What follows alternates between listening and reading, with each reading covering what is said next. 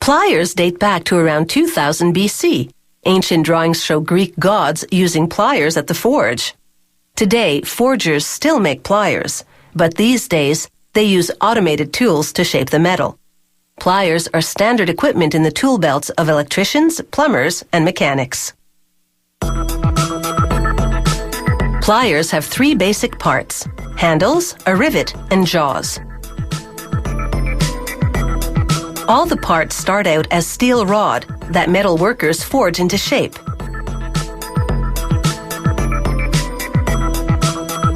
First, a powerful electric furnace heats the steel red hot in just a few seconds.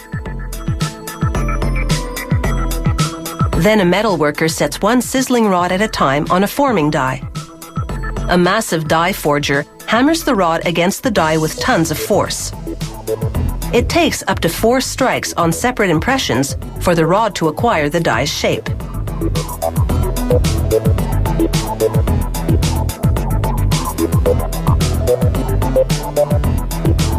Then the forging is placed onto a press that trims off any excess steel.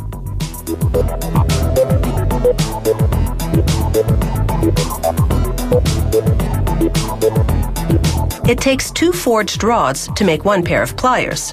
This pair will be for gripping, so the next step is to machine the teeth into the jaws. Workers set the plier halves into the broaching machine. Its tiny cutters, dozens of them, shave away steel under a shower of lubricant. When the cutters pull away, the jaw of each plier half now has a nice set of teeth. They must heat treat the steel to harden it, a process called ostempering. The plier halves travel through a gas-fired furnace for about 2 hours, at a temperature in excess of 800 degrees Celsius.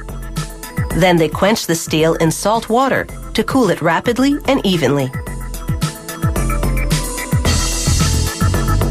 The teeth on these pliers will have to take a lot of abuse, so they get a laser heat treatment to make them even harder and more durable. Now the pliers are ready for assembly. For gripping pliers, a worker inserts a single-piece rivet and joins the 2 halves. He then sets the joint onto a machine that spins at high speed, generating force and friction to set the rivet. Cutting pliers are also held together with a rivet, but the setting process is different. The parts go into a press that applies both heat and pressure to secure the rivet firmly.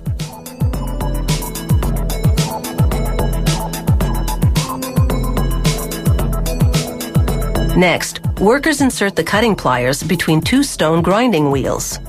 Again, lubricant prevents the steel from overheating as the wheels wear down the rivet until it lies flush with the plier surface.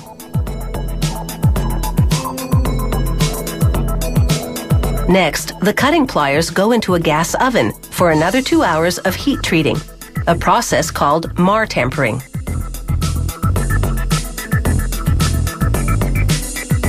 When they come out, they cool in an oil solution, rather than the salt solution that cools the gripping pliers.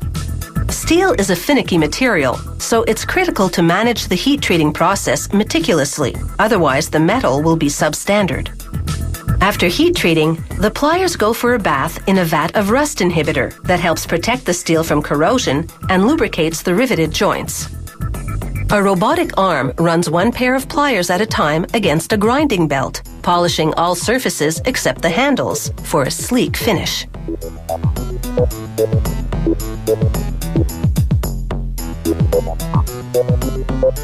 Then a laser engraves the company logo and product number. Automated bars now lower hundreds of pliers handle deep into a tank containing liquid vinyl.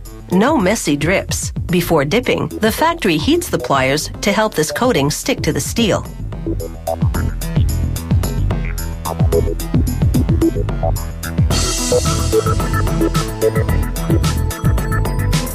From there, the pliers go straight into an oven. The heat hardens the protective coating, cushioning the handles, so they're easier on the hands. Whatever their shape or size, pliers are a toolbox essential for anyone looking to ply their trade.